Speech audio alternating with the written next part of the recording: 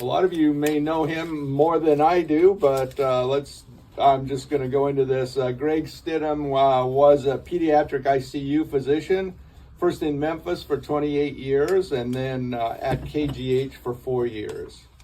He and his wife, Pam, moved to Kingston in 2008. He retired from KGH in 2012. He has 2 sons and 8 grandchildren. He referred to himself as a closet writer throughout his medical career, and then says he uncloseted after his retirement in 2012.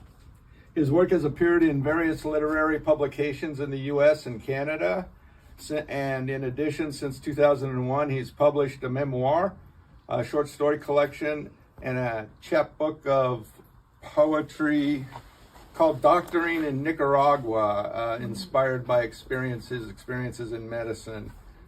He also says he is a passionate animal advocate. He is the father to a dozen rescue dogs over 2 decades. And since his retirement, he is also a grief counselor with bereaved families of Ontario and works primarily with parents who have lost a child. If you asked him what he'd say about the origins of ICED poetry, this book, which there is only one left of, it looks like right now, but I'm sure you can place your order here if you want more. He would say that he doesn't really know. But he says that in this new book of poetry, the poems are many and varied, and that they're fashioned into 9 sections, with those arranged somewhat thematically and are a combination of inspirations and reflections around ideas and memories of loved ones past, nature and animals, chance human encounters, traveling cross country in a small teardrop camper, medicine, and grieving. And just to kind of close this off, I will say briefly that I met Greg in perhaps 2000, early 2001, in there somewhere. And I just read at that time his manuscript, again, for what would become his chapbook, and I was blown away by it. It was published later, as mentioned, in 2021. And here, very recently, have read his now new debut full collection of poetry. I can say the same thing. I love his work. Let's welcome Greg Stidham.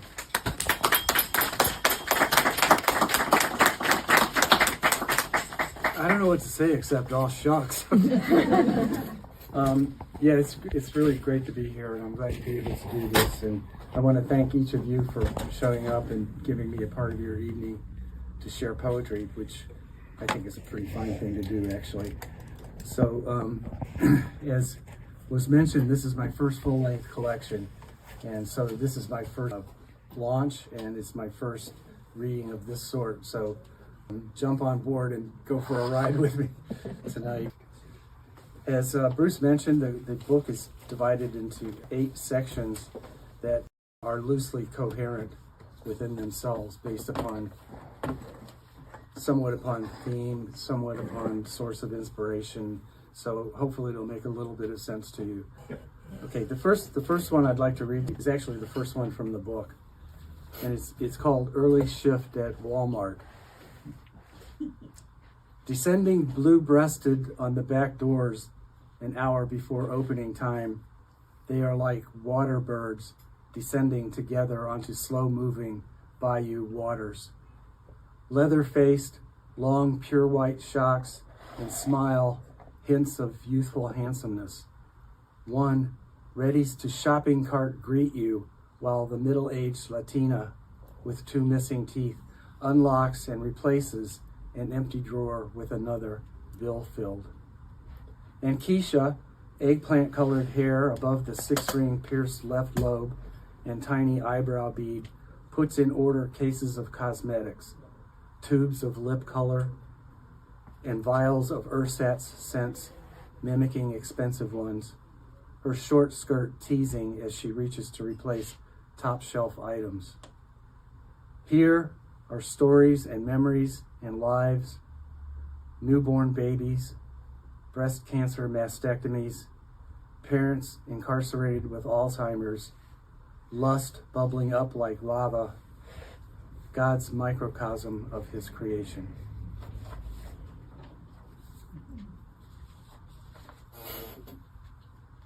This one is Girl in the Airport. Moist eyes gaze past fast food kiosks, past milling children flying paper airplanes, playing paper scissors rock, her ears deaf to the din that drives most to distraction.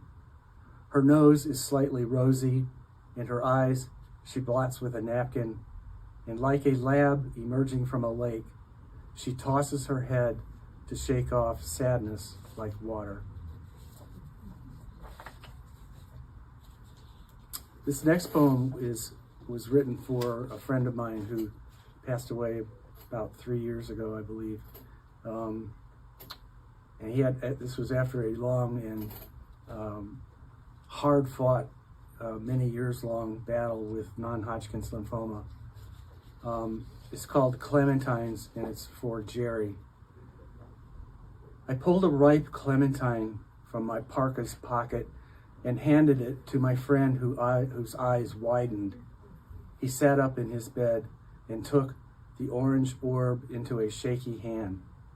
Using his thumbnail, he dug out the divot at the fruit's north pole, then stripped the skin down like peeling old wallpaper. Once the orange was naked of its skin, he broke off 2 wedges, slipped them between his lips. After my chemo taste buds die, you know, and in a week or so, when the stem cells take, my taste returns. He took another wedge in his mouth, tossed the scraps of skin in the wastebasket by his bed, adjusted the arm with the IV, and lay back, eyes resting closed, faint smile on his parched, cracked lips. He was actually in the hospital at that time getting tuned up for his second bone marrow transplant. This one's called New Epileptic. Stooping now to retrieve a dropped pen, then standing again, an act so ordinary, the brief passing vertigo, once unnoticed, now triggers thoughts of unruly neurons, plotting their next choreography, the next slapstick they'll direct at my expense, my pride, perhaps even my breath.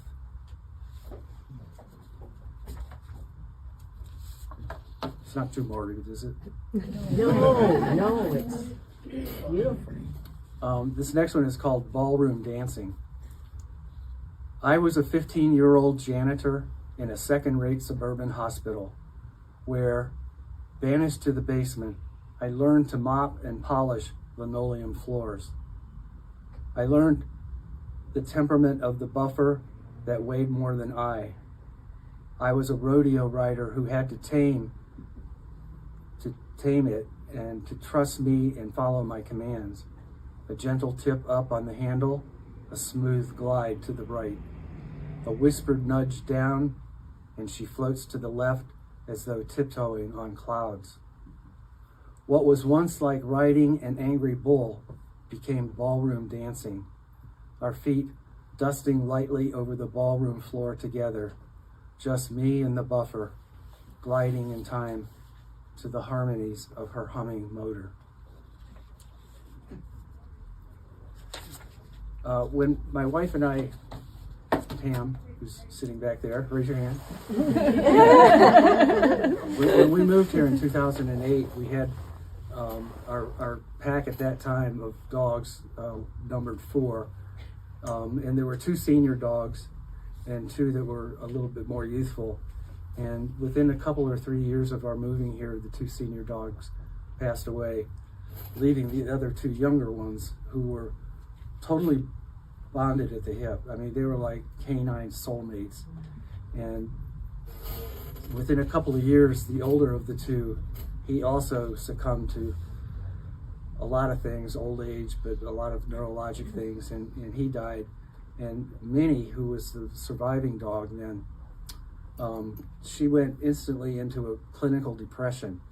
She stopped eating and drinking, and she stopped wanting to go for walks and stopped wanting to play with other dogs. And it became apparent very quickly that Pam and I had to find her a companion just for the end of her years as well. Not to replace the former dog, but just to provide her the companionship that she would need as she got older herself. So this poem is called An Elegy for Minnie. Dexter roams the house, lost like an elderly person with early dementia, circling the coffee table, then pushing through the doggy door to the back porch deck. He stands at the steps, staring blankly into the garden's lush blooms, looking lost, looking for something, before he comes back through the flapping door to resume his nervous pacing. He knows that his canine partner of 3 years is gone. He watched us bury her in the back, behind the tall pink and yellow freckled lilies next to the beehive. I pat the couch to tell him it is okay to jump up and sit beside me, and he does, carefully lifting himself one leg at a time, and together we sit, both staring into the distance. So about 10 years ago, we bought a small camper trailer. It was like maybe 18 feet, and it was the teardrop style, but it was all self-contained, which allowed us to take 2 dogs with us any place we went. And we did have some experiences with long weekend camping trips around Kingston, around Ontario. But mostly what we ended up using it for was long overland excursions from Kingston to Memphis, which is where Pam's family still lives. And then an even longer trip to the central Colorado mountains, high in the mountains, where we had a log home that was to be our retirement home. And that was before we moved here and fell completely in love with Kingston and with Canada. And now our blood runs maple leaf red. We have no plans of going back to the hellhole. But early on in our camping experience, we also plunged into the otherworldly realm of camping called KOA. I presume everybody knows what a KO is. If you've ever been to one, you quickly realize that this is a whole different culture. You might just be in for a culture shock. So this poem is called KOA.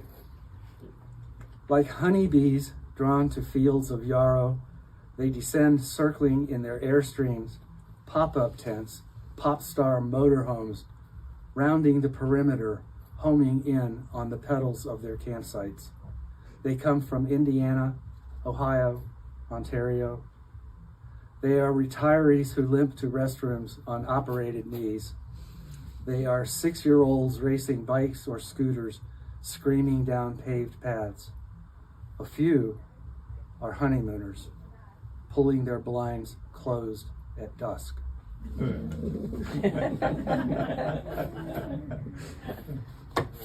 Not everything about KOAs was always pleasant. This one's called Getting Dressed After Showering at a KOA Campground. It's like going to Mass. Please rise. Be seated. Stand now. Now, take your seats. Except for kneeling, thank God. My knees wouldn't last, not even the metal one. Be seated. One leg into briefs. Now stand, the other leg. Please be seated. Find your socks. Clark Kent could change in mere seconds from a 3-piece suit into cape and night tights regalia in a phone booth cubicle smaller than this one. I can't help but marvel.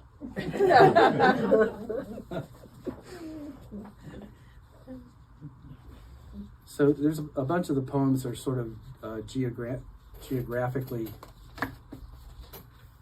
cohering, I guess, within the sections. And so having moved and falling in love with Ontario, naturally a lot of those experiences early on especially found their way into the poems. And this poem is called Ontario Thaw. Before the arrival of spring's equinox, the smallest of the Great Lakes begins its thaw. The melt begins in the middle, where snow once undulated like sand raked in a Zen rock garden. The ice so thick it bore the weight of snowmobiles. Now the white turns to dark green gray, and only along the shore does ice still cling white.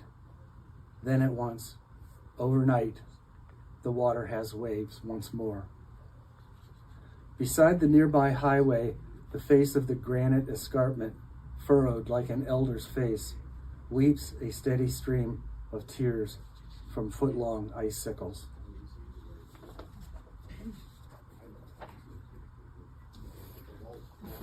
This one's called Ontario Spring, and I know that some of the ladies here will appreciate this. In Ontario in June, the kayaks appear perched on car tops in droves, like the children in schoolyard playgrounds where stickball replaces hockey. Grandfathers rummage through deep closets retrieving fishing rods and reels.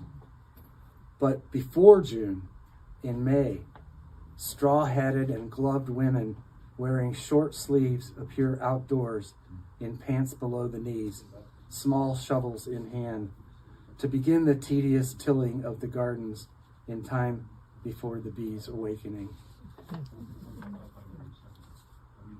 So we're going to do another big geographic jump here. As Bruce mentioned, Pam and I lived in Memphis. I lived there for 28 years. I was born and pretty much raised in the part of the state's called the Midwest, which is really kind of mid-east-west or something. But specifically, I grew up in Ohio, more specifically Cleveland, and I was there most of the time during my training until the very end of my training. And then at the end of my training, I moved to Memphis and began my first real job. And there was a little bit of a culture shock there as well. And so this poem kind of acknowledges or tips its hat to both the good things in that culture and some of the not so good things in that culture. And it's called So This Is Memphis. The heat so hot, an oven open while looking in too closely. The humidity, a sauna towel, wrapping your face, your torso, as you leave your air-conditioned office. The evening barely tolerable despite the porch's ceiling fan. The mosquitoes intelligent, intent on baiting you into a battle you cannot possibly win. While the cicadas' symphonic squawks undulate in the still evening air, still hot and humid, fan notwithstanding. On Beale Street past dusk, the lights turn colorful, flashing not neon, but nearly, as visitors stroll past juke joints turned tourist bars no true bluesman can afford, while on the street, preteen black kids tap dance or break dance, traversing the block in backflips faster than the tourists can walk. Beale Street meanders down to the riverfront, where black men loaded paddle-powered riverboats, hauling bales of cotton up plank, soon headed north for lucrative sale. They sweat in heat like their homelands, but under the threat of the crack of a whip. The cotton headed north for money and for pristine shirts of wealthy whites. And I'm willing to bet that there's not too many people here that have ever heard of, I guess you'd call it a pastime or sport. It's called noodling catfish. Nobody? I really urge you to go home tonight and get on YouTube and look up noodling catfish. You'll be amazed. So this is called Noodling the Wolf River. Just upstream from where the Wolf River slides its clear water into the Mississippi's mud, redneck boys probe the banks with 6-foot poles. July sun broils their bare backs, water slowly swirling to the belt loops of their denim cutoffs. 3 of them, young, blonde hair long, with wisps of chin fuzz, pecs rippling as they prod and poke in search of bank holes, the small caves where catfish lay their eggs and lie in wait. "I got something," yells one, stooping, reaching underwater to his chin, and like a lifter in a weight room, he grunts up from his squat. Water, now a fury, his arm thrust to the elbow in the mouth of a 40-pound flathead, his fingers curled out tight around the fish's gasping gill. Mississippi Delta. Endless expanses of fields of cotton, rice, and soy stretch from the river to the horizon, where the crops touch the blaze of the setting sun. It is said the delta meanders from the lobby of the Peabody Hotel in Memphis to Catfish Row in Vicksburg, the rich black soil giving off its river smell, guitar picking instead of cotton picking, the voices of the blues still seeping out through the walls of juke joints in Clarksdale, Batesville, and Helena, the blues born here a century ago, where the fields flooded every spring and white-hooded, cross-burning lynchers roamed until just decades ago. This land remains alive as the catfish wallowing in the river's mud. Okay, get ready for another geographic jump. We're going back to Colorado. This is called Morning Red Fox. Overcast gray Colorado mountain morning, 5 inches of snow, dead grass stems sticking straight up. 14,000-foot Chavano backdrops in the distance, and then the red fox stalks, 1 foot, one small step at a time, eyes fixed ahead. Then the bolting blur of a jackrabbit streaks straight toward the log cabin, fox springing into light-speed chase till the rabbit finds the firewood pile and vanishes, while the fox slows before the wood, stopping, looking side to side, sniffing. Finding nothing, he wanders hungrily off, pausing by a tree to hike a leg, and disappears, the rabbit safe once more in the connected caverns within the woodpile. There's several poems in this book that were inspired by experiences that I had in my work in the pediatric ICU over the years. Part of that work involved a program that I actually was in charge of, where we would go to the Children's Hospital in Managua once a year at least for about 10, 12 years, sometimes twice a year, and we would take a team down there and do surgeries for children who had congenital heart disease. This poem is the one that lent its name to the chapbook that has already been mentioned. It's called Doctoring in Nicaragua. Excuse me.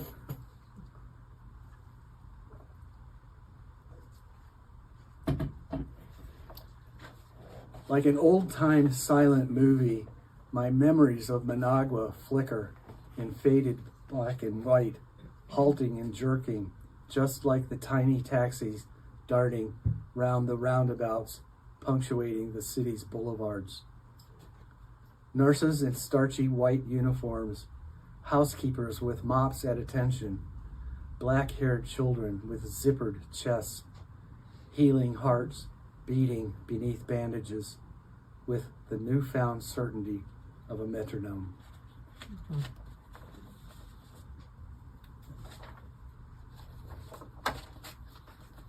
This one is called The Lock. In the dim room with curtained glass walls, monitors dark and quiet, I watched him.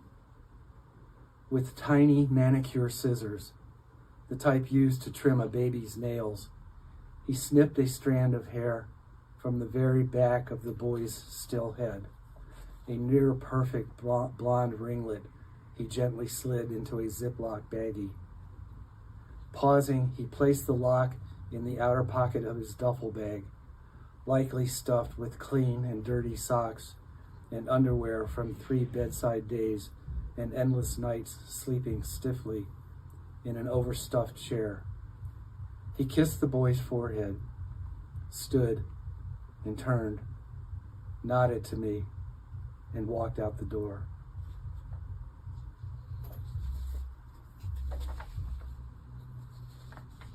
This one is called Powerless. The woman with short hair looks up, finds your eyes, begs with her salty gaze, "Please help, do something." You've already told her nothing more can be done. She looks away, takes her boy's hand in hers, presses it to her forehead, her shoulders bobbing like a buoy in a Newfoundland harbor. And you are enshrouded with the darkness of impotence.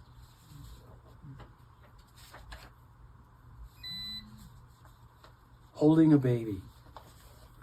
Sometimes things seem so simple, so certain, like the still warm body of the infant girl, born with the fallible heart, held by her young aunt when her parents couldn't.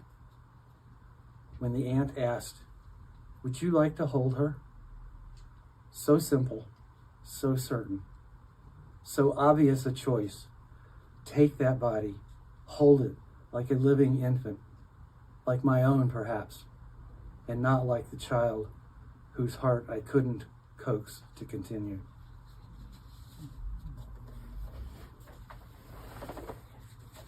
All right, before you guys call me Debbie Downer, I've got 2 that are from the last section of the book, which are musings about the creative process, and in particular the creative process that's involved in making poetry. The first is called Pens and Indentations. I still have an indentation in the middle finger of my right hand, a callus of sorts, but I think more a bone spur from holding pencils and then pens many hours a day for many, many years. Ballpoints, roller balls, big broad Sharpies before the discovery of classic fountain pens. Their phallic shapes, the erotic flow of ink oozing from nib to paper. That was before the Macintosh and the keyboard reinvented it all. Poems once channeled from brain to pen to paper in one smooth passage, now filtered, keyboard, computer, screen, and printer. But the finger indentation survives, and my Mont Blanc still fits, like a senior man spooning in bed with his long-suffering senior spouse. And this last one will hopefully answer the question that I know has been burning in everybody's mind. Why the hell is it called iced poetry? Funny story, it took about 3 revisions of the copies and the proofs and everything before my publisher realized it was not iced tea party. No, it's not iced tea party. It's iced tea poetry. A poem is like cold tea. Once steeped, add ice, and then your own flair. A splash of lemon juice, a sprig of mint, perhaps a raspberry you squeeze, bleeding just before you drop it in. Then sip its elegance and know there will never be this very same poem again. Same tea again. I got that far. last line of the last poem.